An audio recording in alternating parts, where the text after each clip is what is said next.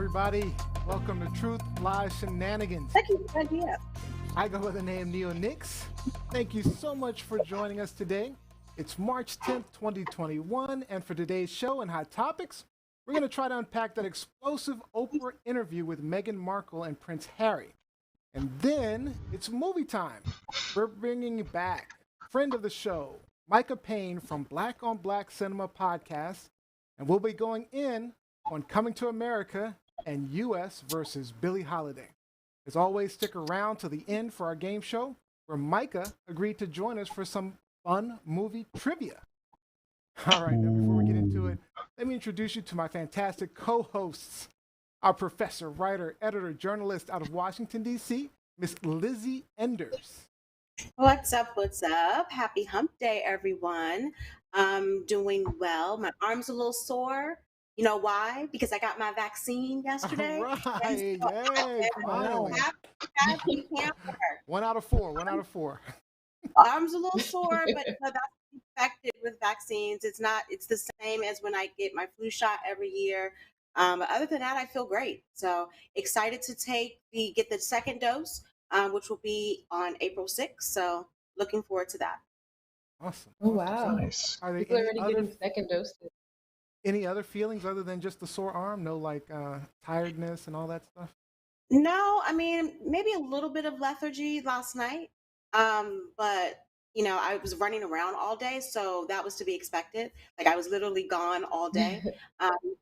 But no, I feel fine. I feel Nice. fine. Awesome. All right. All right, and our rock star with the rock band Fallen Machine, coming to you from Sudbury, Ontario, Mr. Rob B. Rock. What's up, everyone? Happy hump day. You know what? It's been rainy and warm here today, and it's supposed to rain overnight and stay warm. So I'm looking forward to seeing less snow in the morning, something a little bit closer to spring.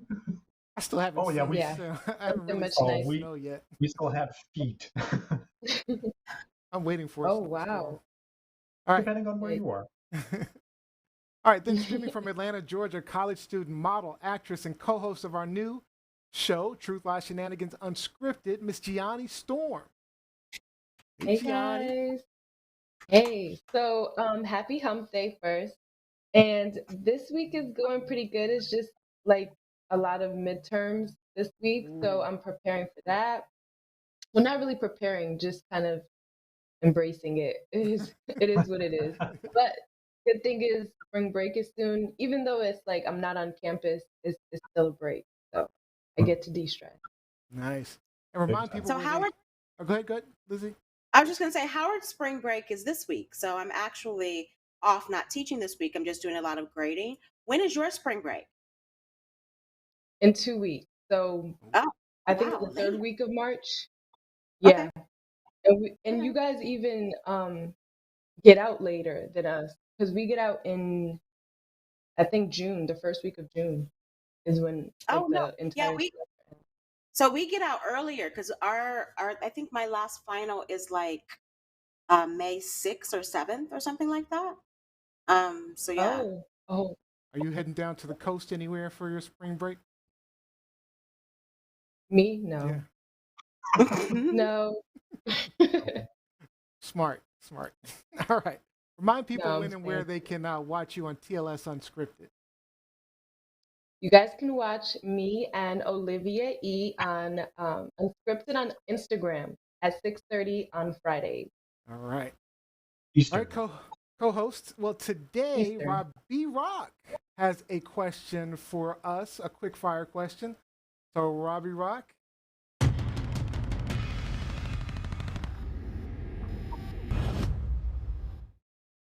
On International Women's Day, Burger King UK tweeted that women belong in the kitchen. Minutes later, they tweeted that they are providing culinary scholarships to women in order to increase the number of professional female chefs in the industry. Is this bad PR or brilliant clickbait? All right. Johnny. Lizzie. I personally think it's bullshit clickbait. Bullshit clickbait. Gianni. Same. I think that they knew it would warrant some type of reaction in this new age of like gender roles, like this new gender roles. So I refuse to Clickbait. say what I'm truly thinking because my wife will be very upset. Uh-oh. Robbie. Trigger me this, trigger me that. With an 80-20 split, we need more women in chef's hats. All right. So, I mean, what do you think? Do you think women should be in the kitchen? Or, I mean, this is obviously clickbait, obviously, right? Absolutely. And I Yeah. just want to read the subsequent text that they sent. So, women belong in the kitchen if they want to, of course. Yet only 20% of chefs are women. We're on a mission to change the gender ratio in the restaurant industry by empowering female employees with the opportunity to pursue a culinary career. And they're providing scholarships in culinary courses for women. So I think you can hit it right on the head, Johnny. In this day and age of triggering, getting some kind of response, that's exactly what they did. They got the internet abuzz. They got the Yep. internet pissed off, and then subsequently said, "Yeah, look what we're doing for women." And you know, it's simple because women belong in the kitchen professionally. Heck yes, they do, just as much as men belong in the kitchen professionally. So I think that this Yeah. was absolutely brilliant. Not well received by many, but we're talking about it. It blew up part of the internet, and they're doing something awesome. All right. We're talking about it, but it's still not going to make me go eat Burger King's nasty food. Oh. And I That's a don't different buy story. I don't buy for a second that the intern who tweeted that out didn't believe that a little bit. I think that there's some telling A on hint of, oneself, a hint of yeah. telling on oneself in that statement. Yeah, I Um, felt that. Yeah. but yeah, it makes me just hate Burger King even more. And then Burger King UK, oof, oof. Oh, yeah. Oh, Right this now, is the the UK, I'm UK. not feeling the UK right now either. Yikes. I don't know. I feel like Yeah. it was, like I said, it was definitely clickbait to try to get a response out of everyone. I don't know that it was brilliant because um, a lot of people didn't like it. Matter of fact, I think it left a sour taste in a lot of people's mouths. So I don't know. It's got us talking about it, yes, but Yeah, I don't I know that think it is that unoriginal. everyone sees it as kindly as you do, Rob B. Well, I think it Because begs the question: do you all believe that there's no such thing as bad publicity? Because That's that's what I kind of mean. Right. I don't want Pat. Yeah. because there are some I feel people, like, especially there's some PR people who believe that. There are some celebrities who believe that. I personally do not. But there are a lot of people out there who think it doesn't matter as long as my name, as long as my company is trending, that's a good thing. That's a good thing. that's a good thing. I know. Yeah, because at the end of the day, like the numbers don't lie. So.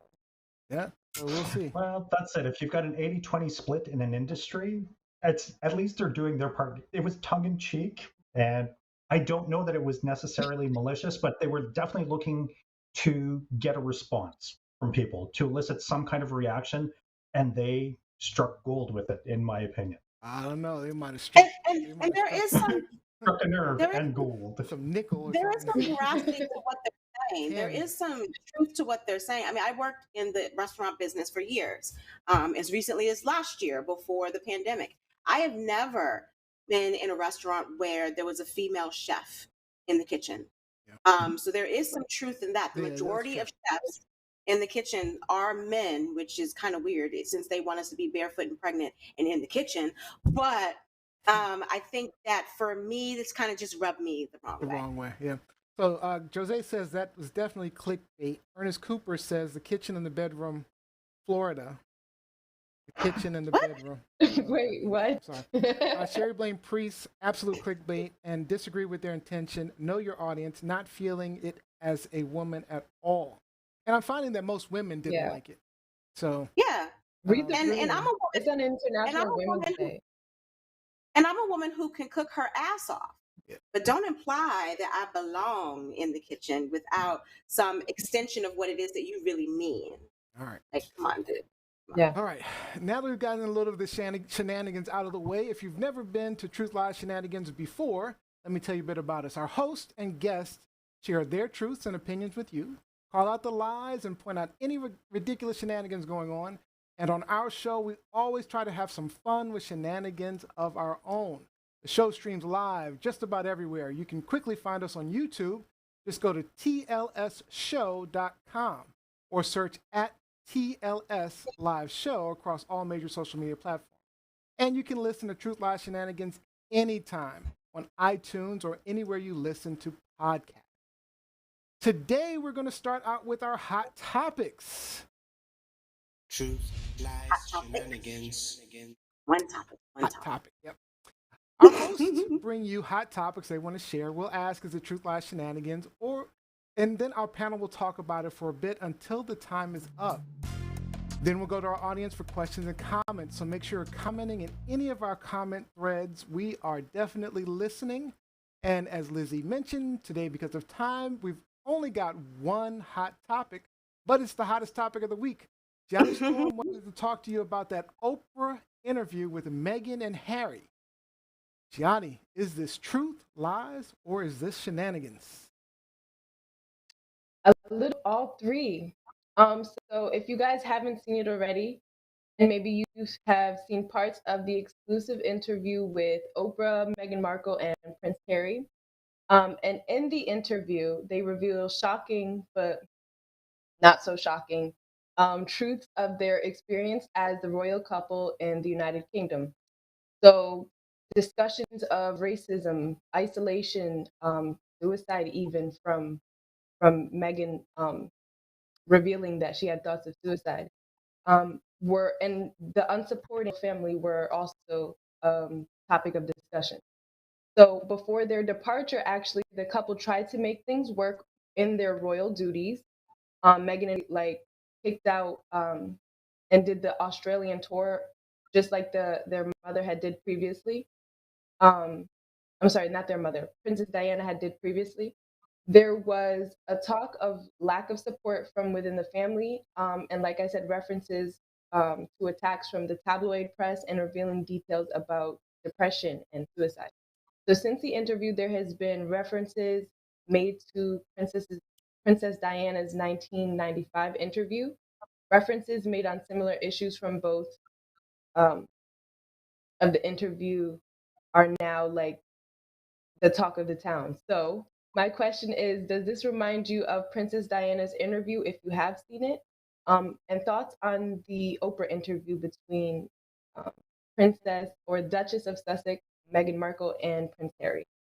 Actually, she's not the Duchess anymore, right? Because she gave up her titles. Oh, really? Right? Why are they still addressing her as that? I didn't know that. Maybe I'm wrong. I could be wrong. All right, let me show a quick clip of the a promo of the show real quick. How do you feel about the palace hearing you speak your truth today? I don't know how they could expect that after all of this time, we would still just be silent if there's an active role that the firm is playing in perpetuating falsehoods about us. And if that comes with risk of losing things, I mean, there's a lot that's been lost already. Did we lose Rob B. Rob? Oh, there he is. Nope, sorry, I was just moving a control panel and clicked on the wrong spot. Muted. All right. Actually, let's start with Lizzie Enders. Let's start with Lizzie Enders on this one. So in case you all don't know, I am obsessed with monarchies, particularly the British monarchy, but also with Monaco's monarchy with now Prince Albert. So I have followed monarchies, the British monarchy, Queen Elizabeth, Prince Philip, Prince Charles, Harry and William since I was really, really, really little. Like I remember when I was 5 years old and my dad made me watch Princess Diana and Prince Charles's wedding and was like, this is history. Whether you agree with the monarchy or not, this is history. So I want you to experience this. So I have always been kind of in tune with what's going on. Am I surprised by what was revealed, Gianni, in the interview? Some things, yes. Overall, no. But some things I was surprised by, particularly the way or the abandonment of Prince Harry, seemingly by I was surprised with that too. his father and Buckingham Palace. But I think what was also revealed, aside from the obvious, what was also revealed in this interview, as Meghan kept referring to the institution. Some people called it the firm, but I think she said the institution. It revealed how much power Queen Elizabeth doesn't have, and how basically she's a placeholder at this point. And obviously, this is not a monarchy really that has any power. Like, they're not ruling anything. But people still think that Queen Elizabeth, the last word comes out of her mouth, which was kind of exposed here. Because I think even Prince Harry said, not in the interview that we saw on Sunday, but in Oprah's subsequent clips from the interview, Prince Harry revealed that last year or before they left, he wasn't allowed, Prince or Queen Elizabeth wasn't allowed to see him. And so if she's the queen and making all these decisions, then what do you mean she wasn't allowed? So they kind of indirectly gave us, a bird's eye view of what actually goes on, and let us know that the monarchy is really like a corporation. Like Meghan said, the institution, it's a business, family or no family.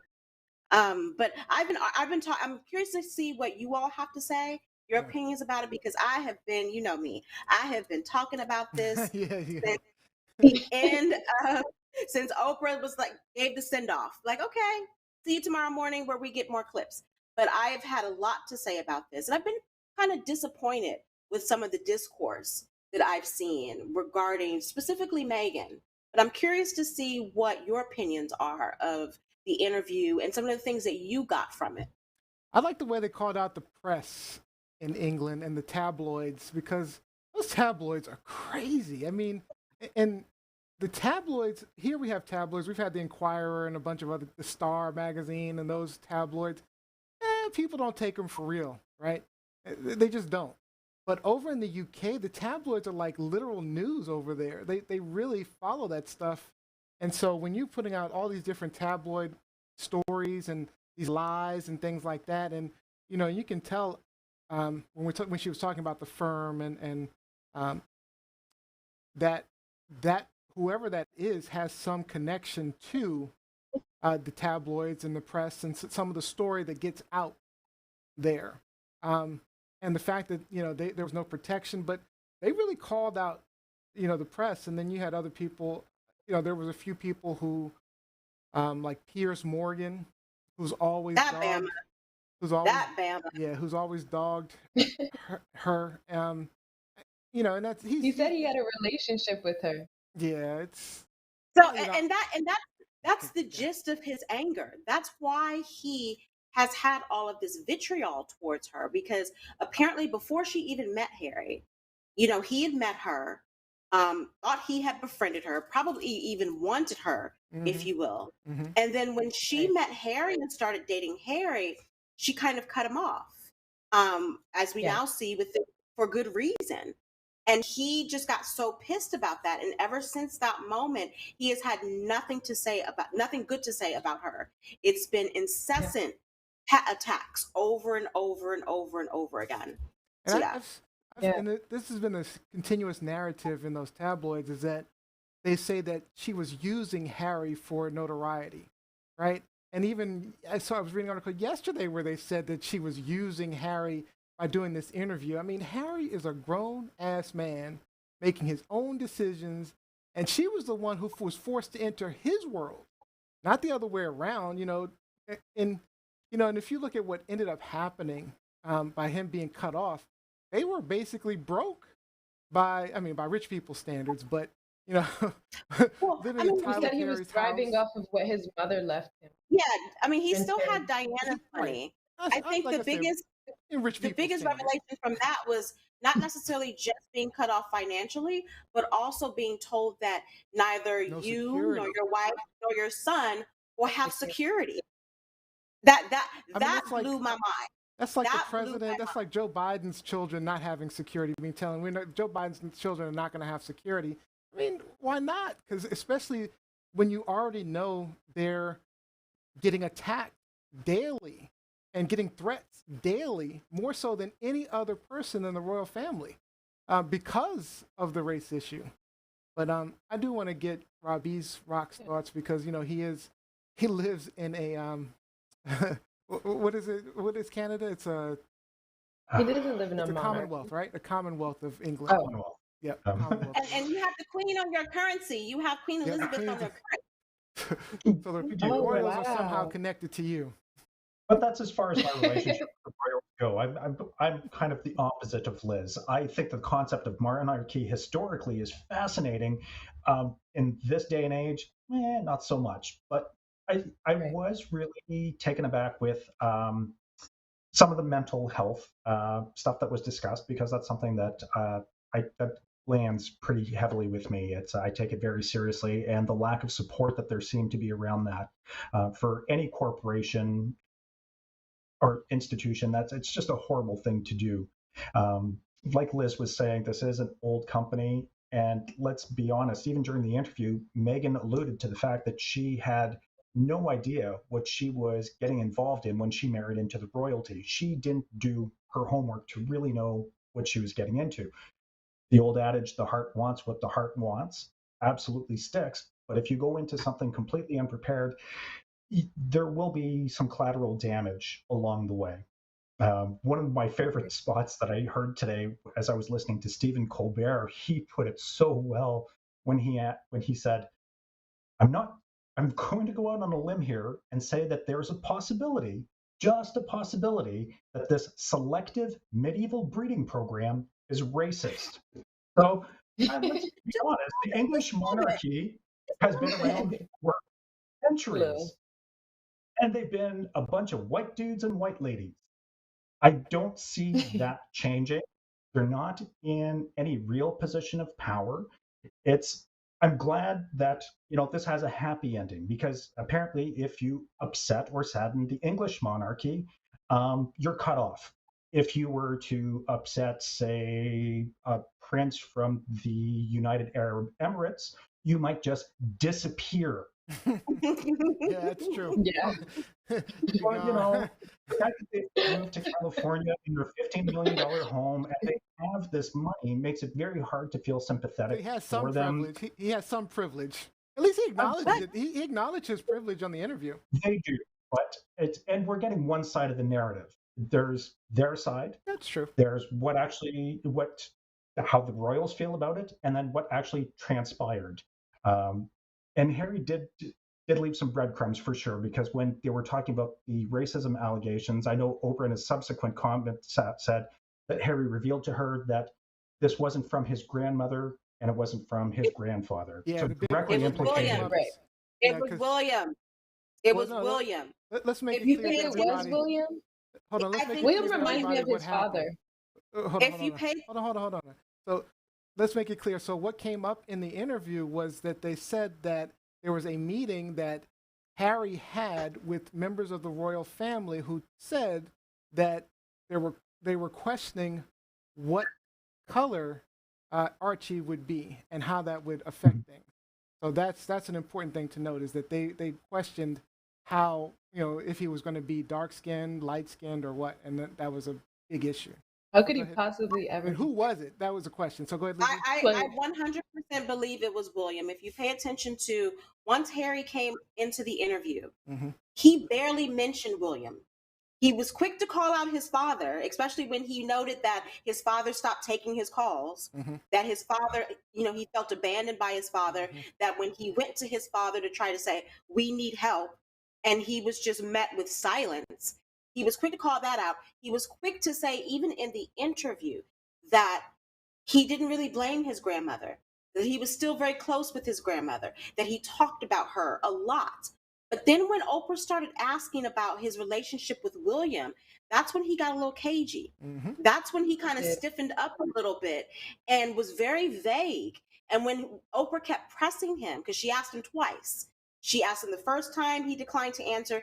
Then she followed, Mm-hmm. came back again towards the end of the interview and asked him, who was the source?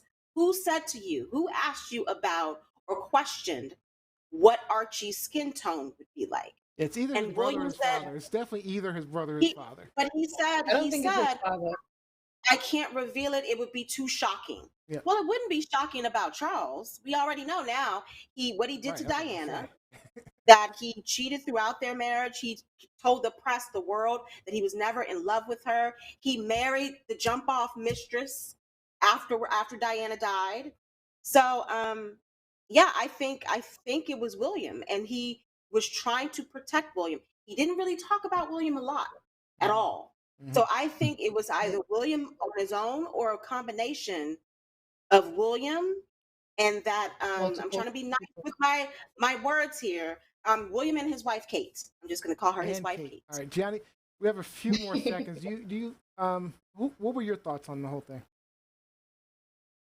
Yeah, just alluding it back to 1995, Princess Diana's interview, and kind of comparing the two. It's not just the discussion, but it's also kind of like how Lizzie said, this shows you that the monarchy doesn't have that much power, or the queen doesn't have that much power.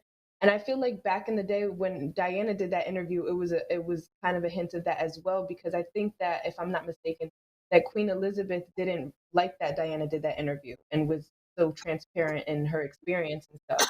So I feel like they like Princess Diana does remind me, or I'm sorry, Meghan Markle does remind me of how Princess Diana's like reign was in that time, just because they're kind of unconventional and just totally different women, totally different things. But yeah, I just wanted to throw my thoughts out about that. All right. Very quickly, in addition to Princess Diana, you know who else Meghan reminds me of in this moment is Princess Grace, who was married to, Prince Rainier of Monaco. Princess Grace was a Hollywood actress, a Hollywood star.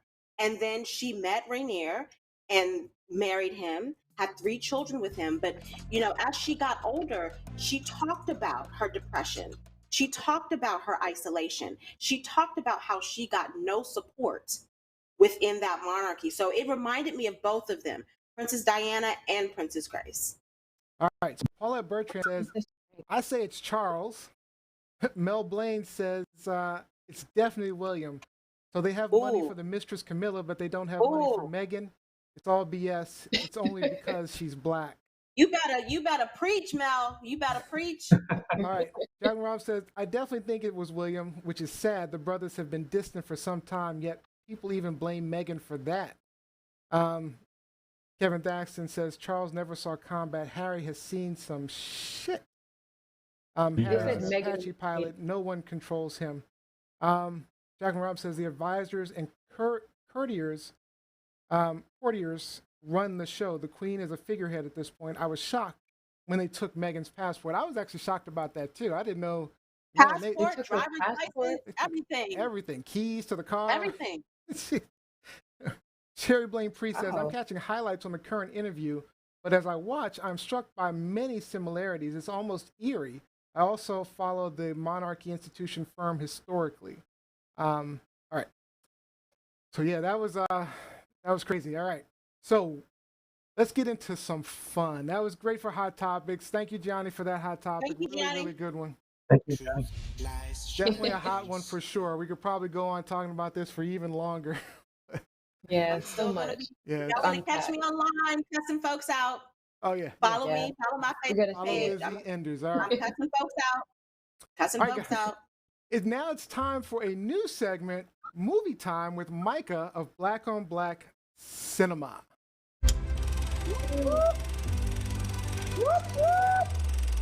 So cool. All right, welcome Micah. Micah. What's up? Now, I know Hi, you're Micah. becoming a regular to much of our audience, but real quick, tell some of our newer listeners about you and your awesome podcast, Black on Black Cinema. You're muted. I think you're muted. Could be me. Let me see. Yeah, that is me. Sorry about that. All right. Take two.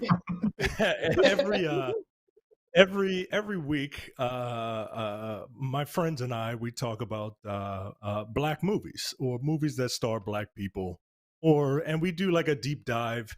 Sometimes we get into serious topics. Sometimes we just want to have fun. Sometimes it's just fun to kind of crap on a bad movie. And sometimes you get, Coming to America 2, which is, somewhere in the middle of all that. But on on on on off on non-movie review days, we pick a topic, a hot topic, just like you guys do, and we expound. So that's us. Nice. And you're also one of the hosts on the Nerdpocalypse podcast as well. So Yes, the Nerdpocalypse podcast. We talk about all things pop culture, and let's see what's going on in the back there. That's definitely nerdy. We love it. We love to That see is it. so weird. I just spotted those spider boys. pigs back there. That's Spider pigs. nerdy. He's got spider pigs. That's nerdy. Yep. All right, let's start things off with Coming to America 2, the sequel to the 1988 Coming to America, 33 years later. Let me play the trailer real quick, and then we'll break this thing down. You must heed my words before I'm gone, my son. Now, you will be king.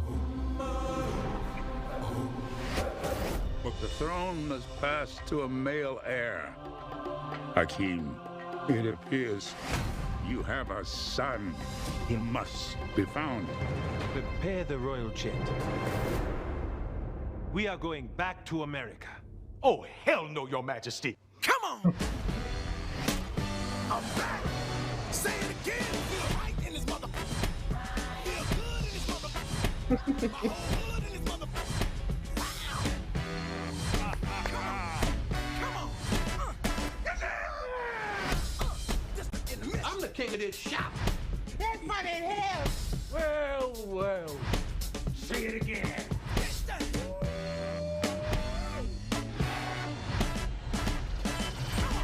It is so good to see you. Well, I be damn. Look who done come up in here. Hey, it's Kunta Kinte and Ebola. Famine and blood. Nelson Mandela and Winnie. Those hungry babies with the flies on the face. Hey, oh, that's too much. Now, you stepped over the line. Now, we won't be talking that kind of shit about the hungry babies. You're going to have to get out of my chair. Politically incorrect. So what you doing back here, Hotel Rwanda? I'm back.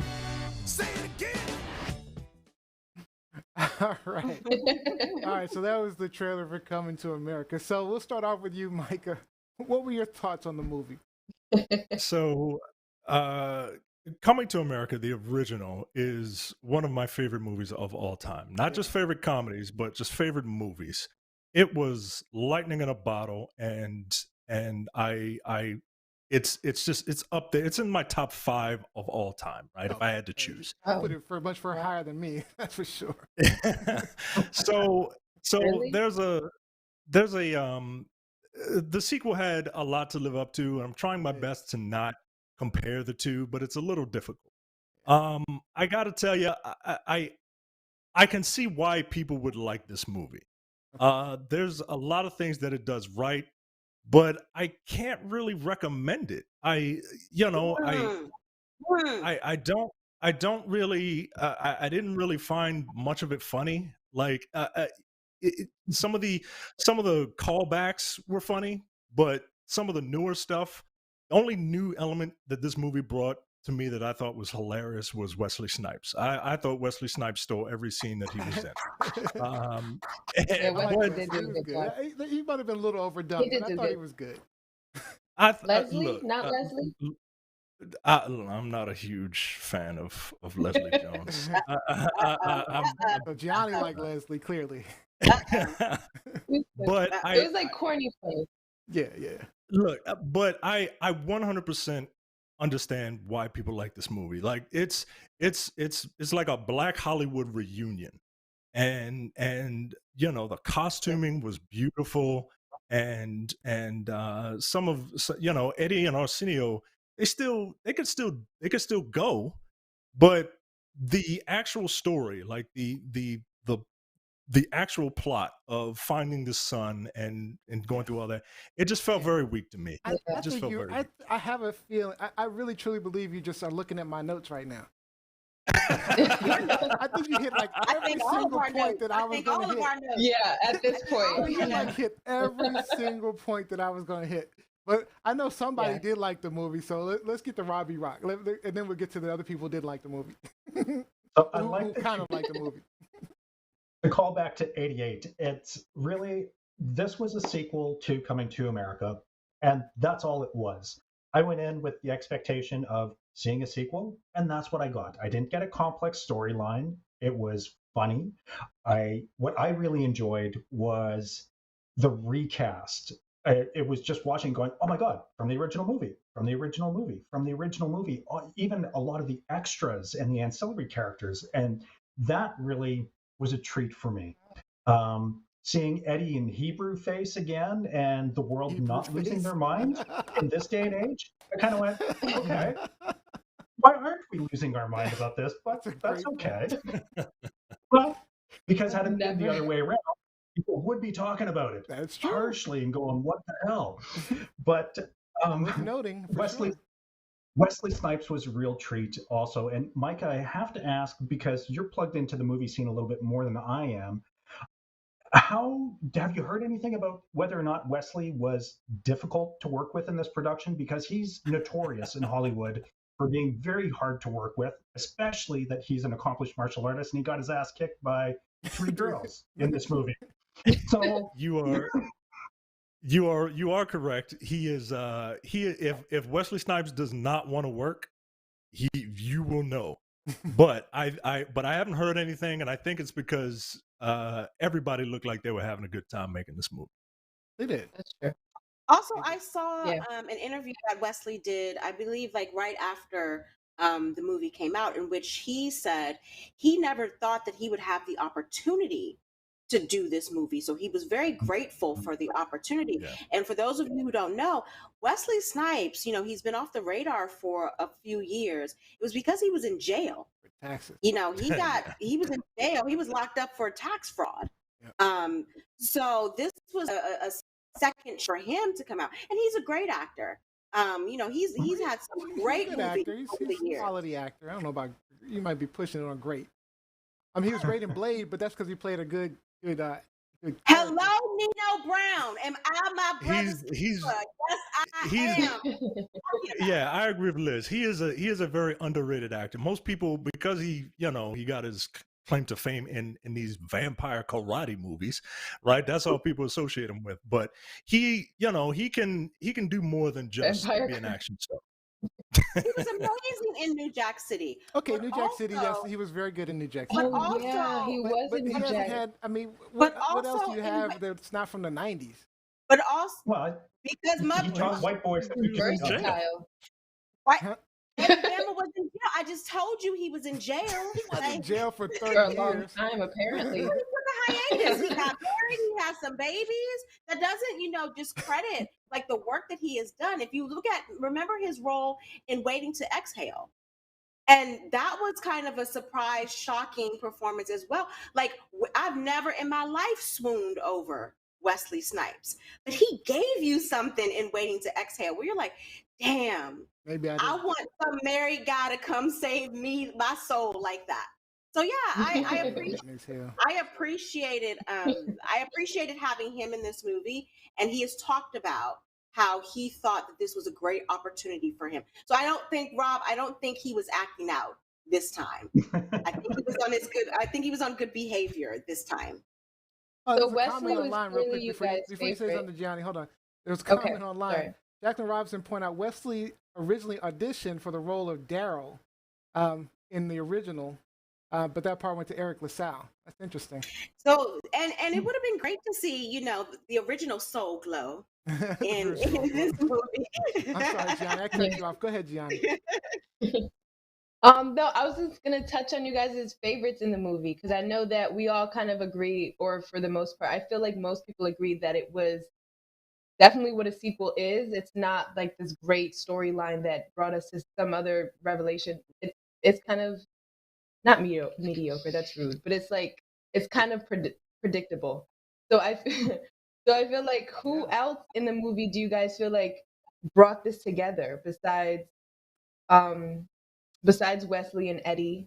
Hopefully, you guys think that. I don't think Leslie was like this hilarious person, but I think that she made people She was laugh. fine. She had Yeah, her she was fine. moments. I mean, like I say, hold on. Let me get some. I just want to say, I thought the movie was okay, right?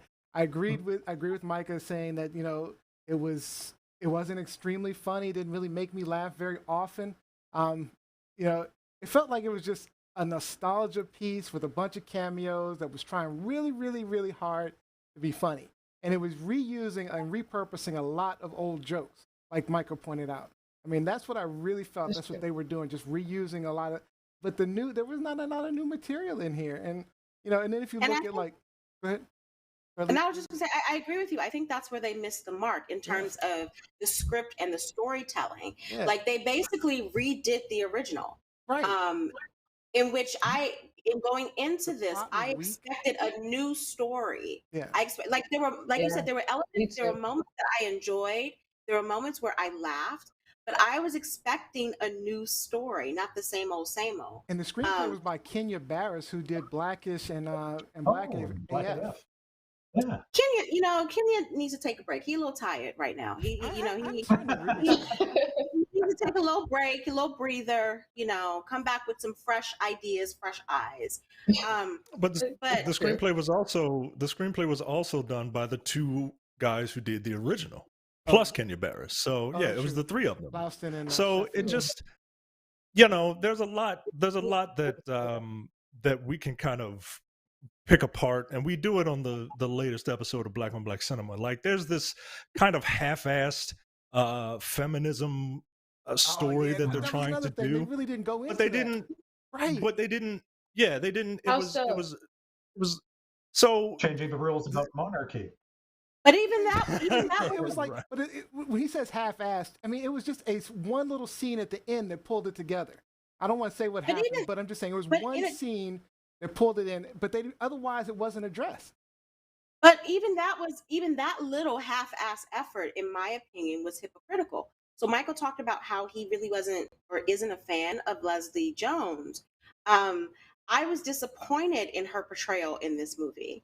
It was almost as if she was the ghetto black girl. That was bad. Ghetto black girl based on colorism, to the point where when Eddie Murphy's character first referenced her and trying to remember how she could possibly be, and we're doing a little spoiler here, how she could possibly be the mother of a child that he reared, he referred to her as a boar.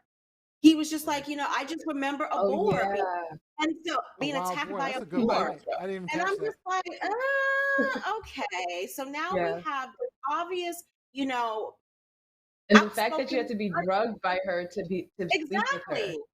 So right. I mean, it's this outspoken, dark-skinned black woman, and this is how you write her into the script. That's a good point. I didn't like that. I hadn't envisioned that. That's a good point. I didn't like that part of it. I will say this though: the young man who played, let me look up his name again because I just lost it. Micah, help me out. The young man who played Jermaine Fowler, Eddie Murphy's son. He's from the area, y'all. He's from PG County. Whoop, whoop, whoop, whoop. He's a local comedian. He's a local kid, so I appreciated that. Seeing some local talent up there. Just for my quick take, I'm with Gianni. I'm with Micah. I'm with Neo. I thought it was meh. Yeah. Meh. Yeah. We got some comments online real quick because we got to get to the next one. I see we have Naomi Nip15 on TikTok just sent us a bunch of fire. So thank you, Naomi. Make sure you follow her. We have so Mel Blaine says they could have come up with a better storyline than Eddie getting date rape. I mean, that's what it was, right? Yeah. Like that's what it was. Like, I mean, come on. Jacqueline Robinson says, I love the actress who played the eldest daughter. I expected her to take the throne and record it. Yeah, I think that would have been a better storyline to me. Actually, she was beautiful. It wasn't her time, though. It The wasn't the actress who time played in the monarchy for that change to happen. So Yeah. change is announced, but change is to come. the actress who played the middle daughter is Eddie Murphy's daughter. I believe Mhm. she is the youngest daughter of Eddie Murphy's five children with Oh, his wife, really? ex-wife Nicole. Yes, that's his. I think that's the Oh, youngest daughter. Yeah. with the glasses. Yep. Yeah. So George Fournier says, unfortunately, sequels rarely live up to expectations. Let's see. That's true. Jasmine Rob says, I actually enjoyed the movie. Please check it out for yourselves. I had no idea Wesley could be so Yeah. funny. So apparently people really liking Wesley. Thank you, I Jackie. thought he you. had a good I thought he had a good performance. I'm just, it was Wesley. it was still like overall it was lackluster. I think actually the best performance was probably for me the young girl who was trying to take How about Tiana Taylor? yeah. Ugh. No. I mean, I don't know who She didn't have any Tiana roles. Taylor is. She I, was I don't Wesley's know who daughter. that is. No, She was no, Wesley's. I know she Oh. was. I'm talking about the actress. I don't know Oh. who she is. Oh, Apparently, yeah. she's a singer. I don't She's, know she's what. also married to a former NBA player, Iman Shumpert. That's Okay. his wife. Yeah. Oh, okay, okay. I don't know. I don't know her singing ability.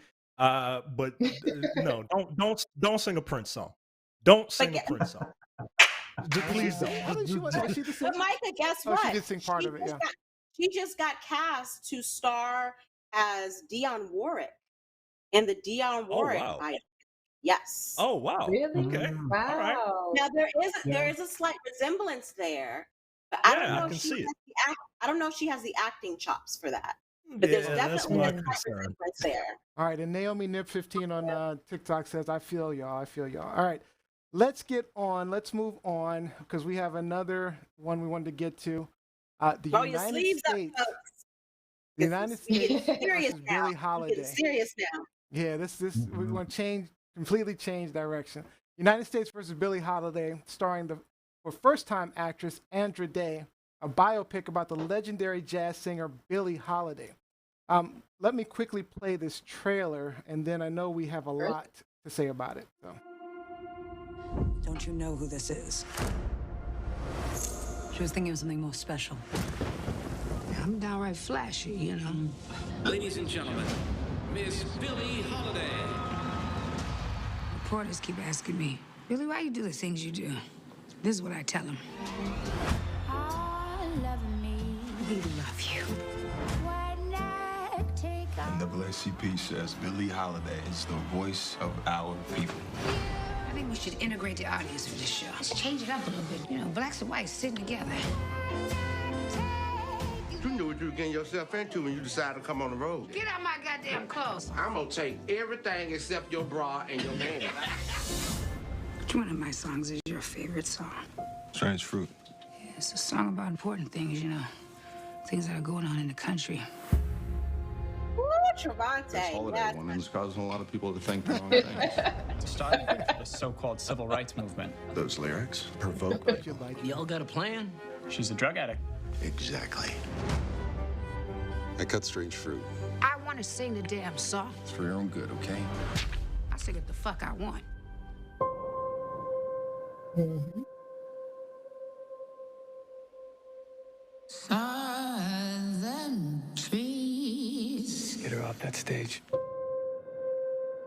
bear strange fruit. They won't let me sing nowhere. No clubs, no money, no nothing. You gotta understand, baby. Right now, I'm in a situation. But you said we could beat this, Billie. I need something now. Blood on the leaves. You're like a hammer. Come right back and it hit harder than before. She's singing it for all of us. Ain't no other Negro star bold enough to do it. Black bodies swinging. I'm being followed. I'm not gonna cower to no fizz. In the southern breeze. She's made something of herself and you can't take it because she's strong, beautiful, and black. Strange fruit hanging from the poplar trees.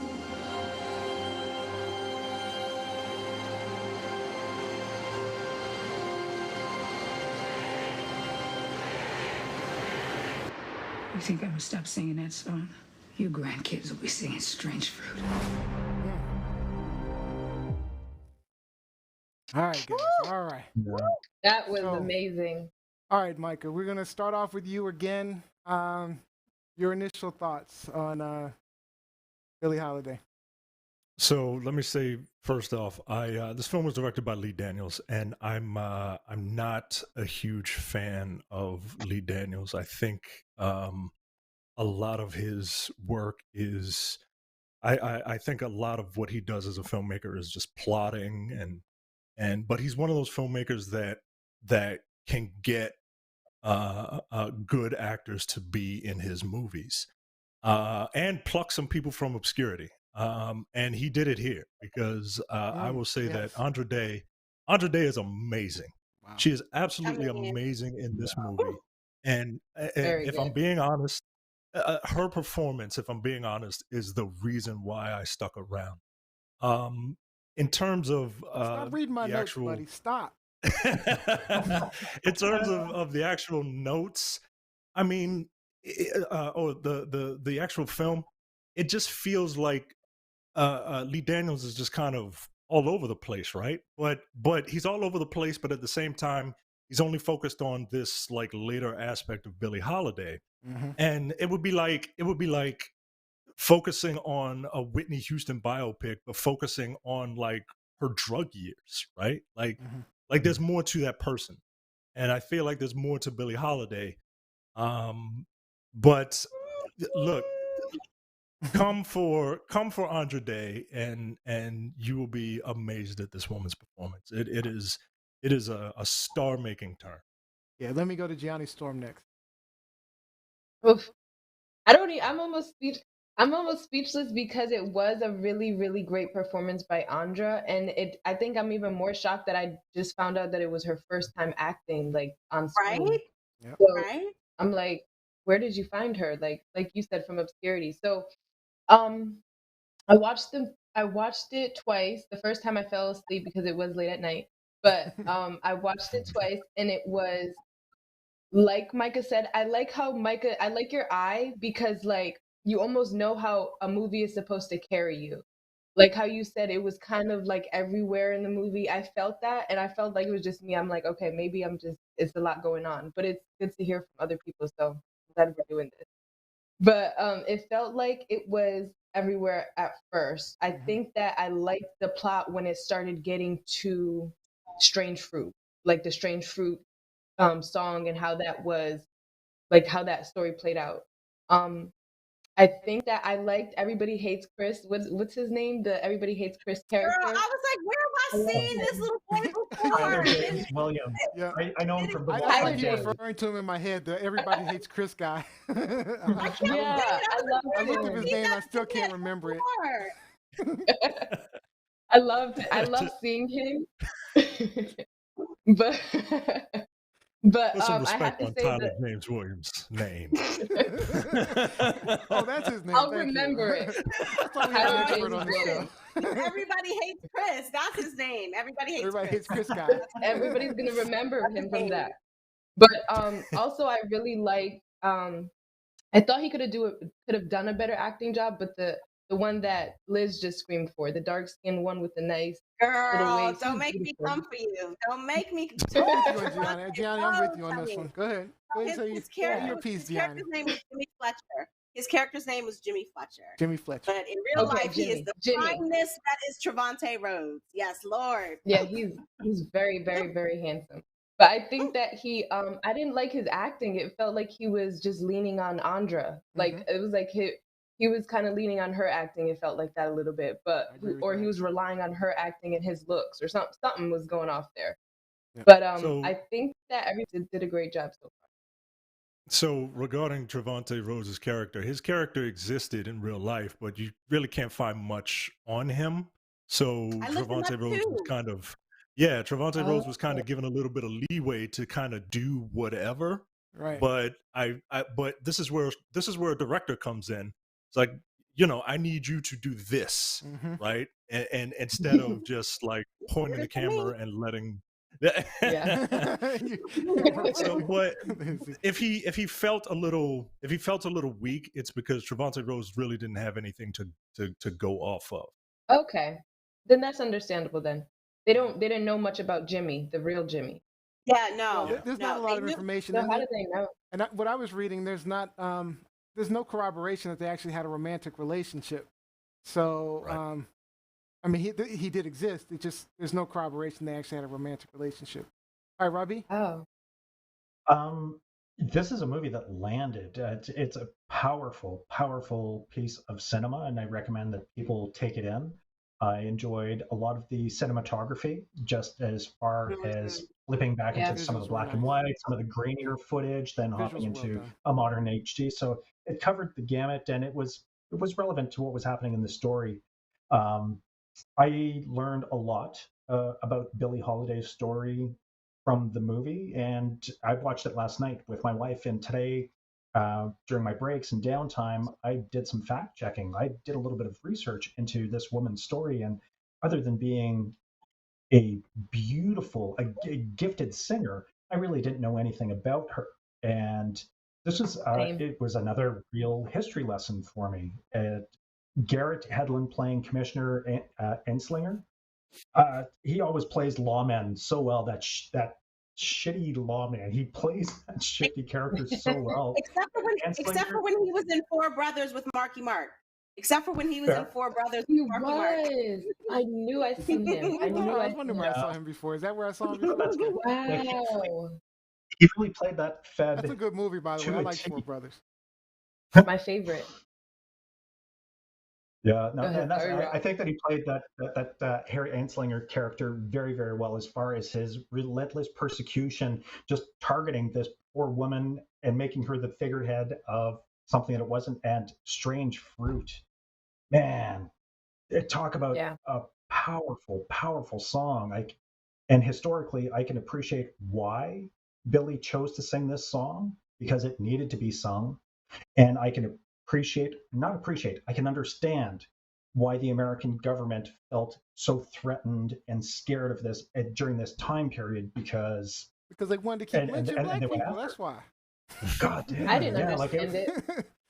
yeah, like it's such a powerful, powerful movie. I would recommend anyone to watch it, because it lands. You're gonna laugh, you're gonna cry, you're gonna feel. Yeah, you are gonna feel a Yeah, lot. absolutely. Yeah. Lizzie, you mind if I go before you? I just want to. All right, Dad. All right. So I think the movie was great. I mean, but it was all about, as Micah said, it was all about Andra Day. She was captivating. I mean, it reminded me of Training Day with Denzel, right? Sometimes there's movies that are just In her okay. element. Because Training Day was an okay movie, but Denzel made the movie, right? The same thing with this movie. Andra Don't Day. I sleep mean, on Ethan Hawke. I Don't watched sleep it. on Ethan Hawke. I watched it 3 times, well, Good, 2.5. yeah. Yeah, like you don't even remember who was in Training Day. You halfway remember. Ethan But Hawke. I don't know if it's Ethan Hawke, but I'm just saying. but in this, but I watched it like 3 Eva times. Mendes. You just like Yeah. you can't help but watch her and see her face, her facial expressions, the way she talks. I mean, I felt like I And knew she owned it. Billie Holiday. It was so raw. Yeah. I felt like I really got to know who Billie Holiday was through Andra Day's performance. So, I mean, and then The way she I talked. watched The Lady Sings the Blues, and no, that was more of a performance art. I mean, it was a good performance by Diana Ross. Andra Day embodied, Billie Holiday, and that was really what it's really all about. Andra Day. You have to watch it for that performance, and she better win an Oscar. Go ahead, Lizzie. Sorry. Yeah. So I absolutely loved it. Loved it. Loved everything about it. To the point where I had to step back. I was like, okay, like Rob said, it was a lot. It was a lot. But it taught me a lot also, because like Neo just pointed out, I saw Lady Sings the Blues back in the 80s. My mom was a big fan of Diana Ross. I was not. But and Billy D. Williams, like all the black ladies loved Billy D. Williams back in the day. So he played one of her husbands in the movie. I think it was McKay. I think he played McKay in Lady Sings the Blues. And so her later husband, the one who was in the hospital with her. the second husband, yeah. Right. So I went into it thinking, okay, is this going to be a Lady Sings the Blues reboot? No, it wasn't. It actually gave you everything that the title suggests: the U.S. versus Billie Holiday. And that portion of the story I had never heard before. Like, yeah, I knew about the song. I had heard the song before. I didn't know the backstory about how the government came after her specifically for this song. But I also didn't know the backstory. Like, I knew that she was bisexual. So that relationship that they gave you that she had with Tallulah Bankhead, that was 100% factual. But I didn't know a lot about where the root of her substance abuse came from. And so to see, to hear And that her she was childhood raped history. I had no idea about her that she childhood was history. raped at 10, Yeah. that her mother was a prostitute, her mother had her living in brothels. Her mother suggested that she go at 10, 12 years old, that she go and, start working this job. Like, I knew none of that. And I really, honestly, I don't even think I knew how bad her addictions were, or that she didn't die of it. Like, I always thought she died of a drug overdose, which she did not. Like, she had a host of other issues, cirrhosis of the liver, which is, connected to drinking, which, kind of shook me up a little bit. But also there were heart issues as well. So I learned a lot, but like everyone here has said, Andra gave the performance of a lifetime. I mean, it was amazing. And to think that, again, like Gianni said, this was her first time acting in any film role. And she talked about how she had never smoked cigarettes. She wasn't a drinker. This was stuff that she had to incorporate to embody Billie Holiday. And so I loved it. I appreciated I think every she moment supposedly of it. lost and gained weight too. Yes, she lost. She said she for lost the like role. 50 pounds. Yep. I think. Yep. I mean, I loved every bit of it. I mean, she made sure she made the best of her first She also performance. said that she spent a lot of time with actual heroin addicts. Yeah, because So my God. she could learn from them about what that type of addiction is about. I mean, when you saw her doing the drugs, it was unlike, when I watched Lady Sings the Blues again, and you saw her trying to act like she was a drug addict, it wasn't what a drug addict looks like. This is what a drug addict looks like. Andra Day's performance, fantastic. I mean, I don't know the words. But let me ask you all one question about Andra Day's performance, and maybe this is just me, What's that? because I thought it was an amazing performance. But did anyone see or have like little images of Rihanna shooting at them as she was on screen? Like, there were moments when she appeared on screen, I'm like, that looks like Ree. Oh no, that's Andra. I was just like, what? It's like right here. It's like Erykah right in this Badu to me. area. That's for sure. Yeah. See, and it's funny that you say that, because I had those moments with Tiana Taylor in Coming to America also, where it's just like, it really looks like. Yeah, it's something right here. It's like something right here in this area. Tiana Taylor look like Rihanna? There are definitely some moments. They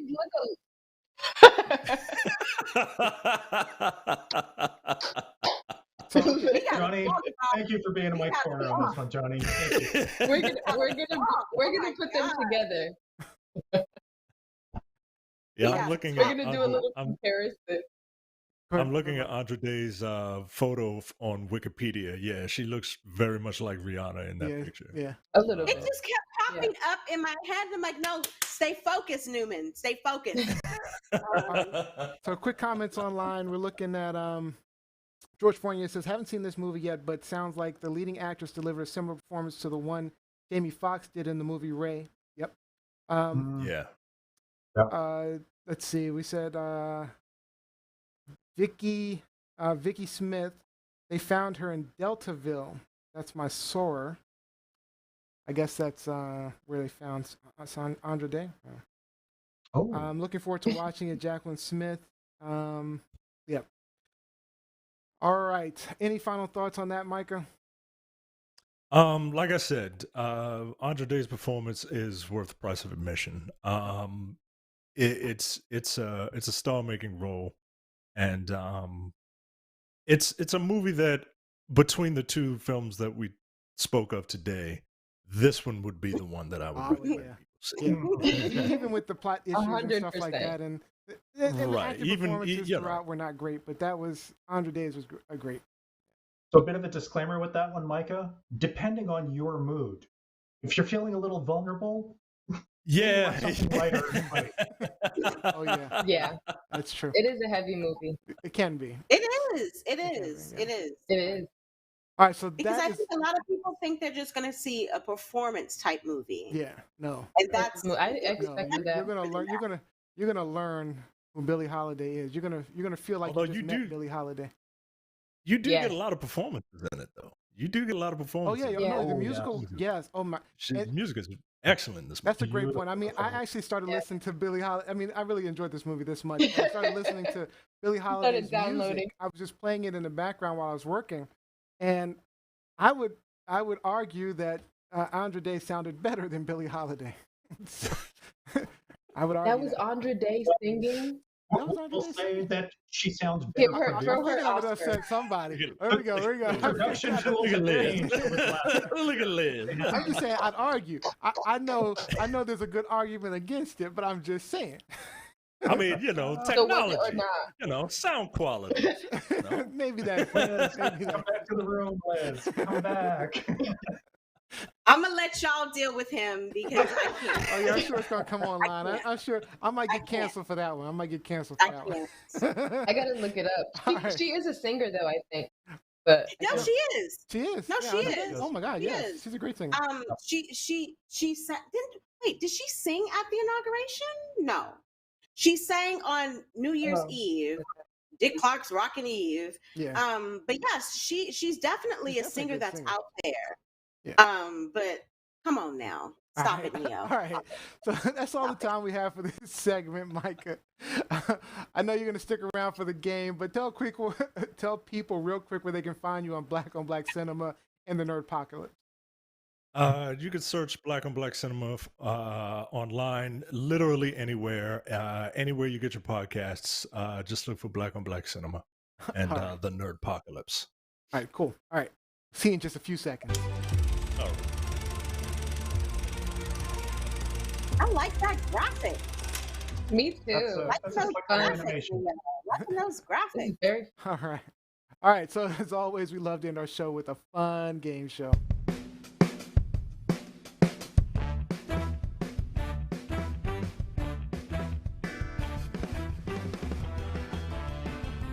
All right. Oh, let's see. It looks like something's off on my. Can't see it. All right. Let me see if we can get Mike up in here. yay. All right. Yeah. Micah, talk to me. Can I hear you? Hello. All right. Good. I Hello. can hear you. All right. All right. For some reason, this graphic thing is off center. All right. Let's see if we can get it back on center. Micah, you need to host an award show. You have a great voice. Or you Oh. know what? He needs to do like have his own radio show. Like, have you ever thought about taking over in the aftermath of Melvin Lindsay and doing the Quiet Storm on WHUR? Oh, the Quiet Storm See? on WHUR. There you go. That's Yes, why he does podcasts. he's All right. prepared.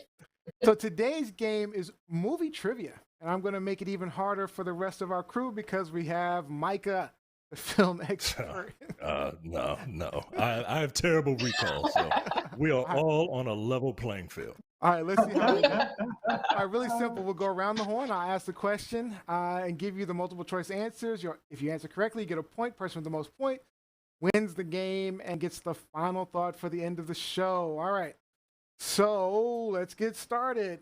First question goes to Lizzie Enders. In the movie Back to the Future, what year does McFly travel back in time to? Is it 1945, 1950, 1955, or 1960? I'm going to surprise you all. I've never watched Back to the Future. Oh my God. None of them? None of them. None of them. And I can't tell you why. Because I am an 80s child. Okay, so I can't tell you why I glossed over this movie, skipped it. I've seen every other 80s movie except this one. But I'm going to I'm gonna say 55. Is that Oh, right? look Ron? at you. You get it Look at correct. that. Nice. Good guess. Way to guess it. All right. Lizzie definitely gets a point. Oh, by the way, this trivia is brought to you by BuzzFeed. All right. This is for Robbie Rock. In Clueless, Cher was wearing a dress by which designer when she was held up? Was it Armani, Alai, Versace, or Comme des Garçons? Oh. Come on, Rob. Come on, I am Rob. clueless about this movie. You're clueless So about the Clueless movie. I am. Given the time period, I'm gonna say Versace. I'm guessing that's wrong, but let's see. That is incorrect. It's a lie. A lie. All right, Rob V. Rock. It is All a right. lie. It's It's a lie. All right. It's a lie. It's a All right, lie. Gianni Storm. Oh, you get an easy one. Look at this. In Coming to America, Prince Akeem and Simi take jobs Yo, working come at on, yo. knockoff company. Come on. We What not company having was this, that? Neo. We not taking this, Neo. McDonald's. No. Was it Walmart, McDonald's, Chuck E. Cheese, or Blockbuster Video? It was McDonald's. McDonald's. That is correct. That is correct. Right. No, watch I get something about Citizen Kane or something like that. Exactly. Close. All right. Where did Kevin's family travel to in Home Alone? Was it This is for Micah. Was it Paris, New York, London, or Los Angeles? Oh God. I'm gonna. Come on, Micah. I know the second one. I know the second one was New York, right? So the first Micah. one had to be like Paris, right? We, Michael. Yes. All I was about to say. All right. Yes. My wife would Paris have is killed correct. me. Okay, the only one who got one wrong was Robbie Rock. All right. All right. What hard. is the name? This is for Lizzie Enders. What is the Why are you name? giving me movies that I don't know? What is the name of the villainous Toy teddy Story. bear in Toy Story 3? Was it Hugs a Lot, Patty, Lotso, Oh, I or know. Fitzo? The villainous teddy bear in Toy Story 3. So easy. Like Kevin Thaxton got Los Angeles wrong in the last one. Because he don't know nothing. Home Alone lost. Patty? Patty? That is incorrect. It was Lotso. Lotso. Give me movies I haven't seen. Incorrect. All right. Next, Robbie Rock. You should be able to get this, Robbie Rock. In Batman Returns, Selena Kyle became Catwoman after what happened to her? She was mugged by one of the Penguin's henchmen. She witnessed a crime and wanted to take revenge. Her boss, Max Shrek, pushed her out of a window. It was never really explained. Out the window you go. Out the window. Max Okay. Shrek pushed her out the window. Let's see. That is correct. Correct. And found by Hey, Kitty All Rob. Cat. right. Robbie's on the board. Robbie is on the board. All right. This is for Gianni. Gianni, what is the name of Jeff Goldblum's character in Jurassic Park? Was it Dr. Elliot Grant, Dr. Max Donner, Dr. Ari Richards, or Dr. Ian Malcolm? I'm trying to go back to age 6 right now, like, and trying to remember. Like, what the heck? Ooh, Come on, okay, let me easy, just guess. Easy. I'm Lizzie's trying to like, see if "Oh you my guys God, are it's taking spelling me it so with long your now." eyes. Dr. Elliot. Oh, okay. You got Dr. Elliot Grant, Max the second Donner, one. Ari Richards, or Ian Malcolm? Oh, Dr. Malcolm. Ian Ian Malcolm. That is Sorry. correct. Man, Yes. man, you need to Yes. All you right. need to play the Gianni Storm lottery. in the lead. Look at you.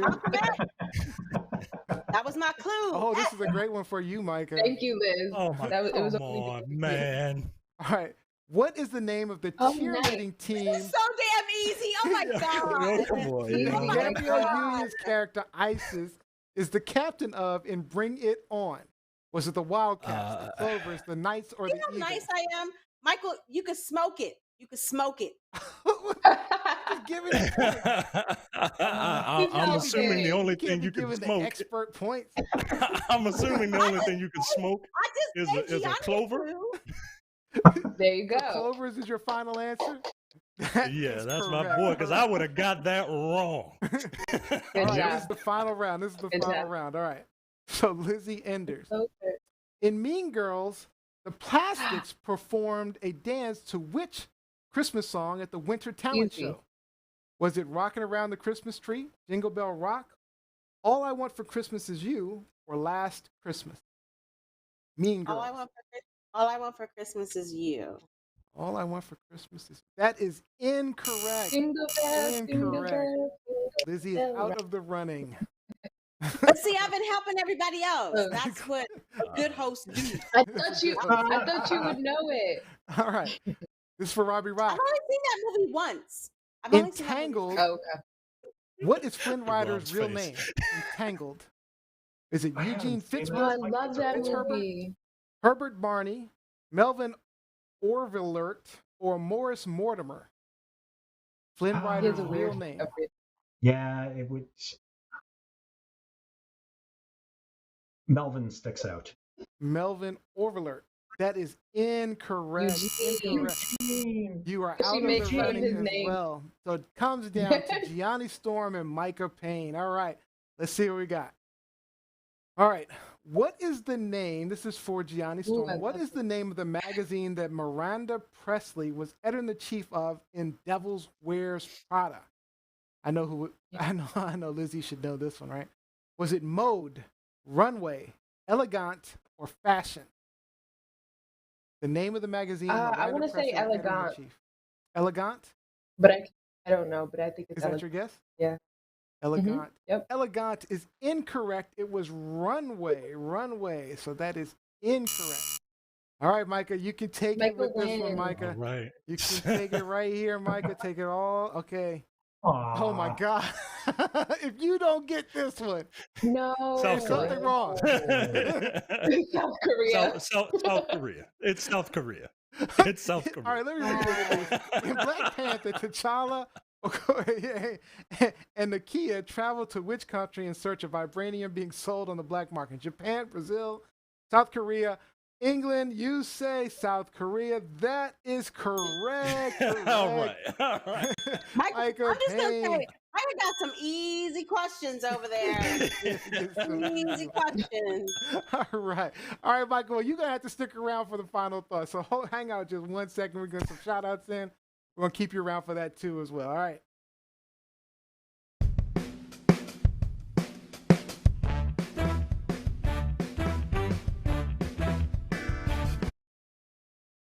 All right, guys. Let's close it out with some shout outs. Maybe it'll work. He's the master of suspense. Guess it's one of those days, you know. All right, let's bring Micah back in, get some shout outs in. All right, shout outs. Let's start with Gianni Storm. Shout out. Shout out to shout out to Micah because shout out to Micah. This is one of my favorite segments. I love breaking down movies, and I love that you have an entire podcast dedicated to Black movies. So shout out to you, Micah. All right, Robbie Rock. All right, so shout out to yesterday's birthdays. Very special shout out to my son Zachary, who turned 27. Shout out to my cousin Jesse. Not too sure how old Jesse turned, but I hope that he can get back to doing his gig soon. He's a DJ who's toured internationally. And a shout out to my coworker Michelle, who's one of our developers. So 3 in one day. All right, that's awesome. Busy day of birthdays. Happy birthday. Shout out to the Duke Blue Devils who just killed Louisville in the second round of the ACC tournament, 70-56. Duke has had a horrible season, but if they win the ACC tournament, they get an automatic bid to the NCAA tournament. So whoop, whoop. Let's go, Blue. Let's go blue. All right, no comment. My shout out is to my beautiful wife. She was online today listening in, so great comments today as well. It was a lot of fun. All right, Micah, any shout outs? Like to shout out all the people that I do podcasts with, Jay, Tiara, Andy, Brad, all those fine people. Shout out to you guys. Thank you for having me on. Thank you for putting up with me 3 months in a row. Shout out to my wife, because I've seen Malcolm and Marie, and I know if you win something and you do not shout out your wife, you're gonna have an argument in black and white for an hour and a half. So shout out to my wife, Erica. That's why I don't forget to do it once in a while. I have to do it once in a while. I can't give her every shout out, but I make sure I get it in when I can. All right, guys, and if you have a business, event, or person you want to give a shout out to, follow our hosts on social media and reach out to any of them on our social media news feeds. We may just shout you out live. And that is all the time we have for today. I'd like to thank all of you for joining us. We hope that maybe you learned something, get a new perspective, even got some things off your chest. Don't forget, like, follow, subscribe at TLSLiveShow. And if you'd like to donate, paypal.me/TLSDonate. Now, if you missed any of today's episodes, subscribe on YouTube to catch clips and replays. And don't forget to subscribe to the podcast on iTunes or anywhere you listen to podcasts. Our next live show is on Sunday, March 14th, 4 p.m. Eastern, 1 p.m. Pacific. And we'll have up-and-coming singer, actress, and social media influencer, Olivia Griffin. And Friday night, 6:30 p.m. Eastern Time. Don't forget to check out Gianni Storm and Olivia E. on TLS Unscripted. And our winner for the final thought of the day is our guest, Micah Payne of Black on Black Cinema Podcast and the Nerd Apocalypse. Easy movie questions. With easy movie questions. We did get some easy win. Final thought, Micah. Thanks again, guys, for having me. Really appreciate it. To all of you listening out there, go to thenerdpocalypse.com. Subscribe there. Go to blackonblackcinema.com. Subscribe there. If you like video games, go to densepixels.com and subscribe there. I'm on all of those shows. Thank you very much for having me. Very cool, Micah. Oh, I didn't even know you were on that one. I'm going to check that one out. All right, thank you, Micah, for joining us. Thank you, Rob. Thank you, Liz. And all the people behind the scenes, Jose and Olivia. We will see you next time.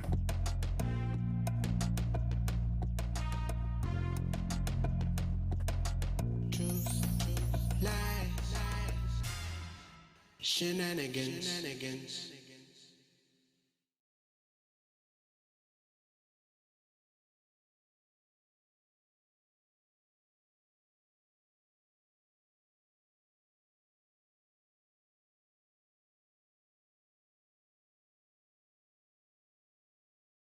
Truth, lies, shenanigans.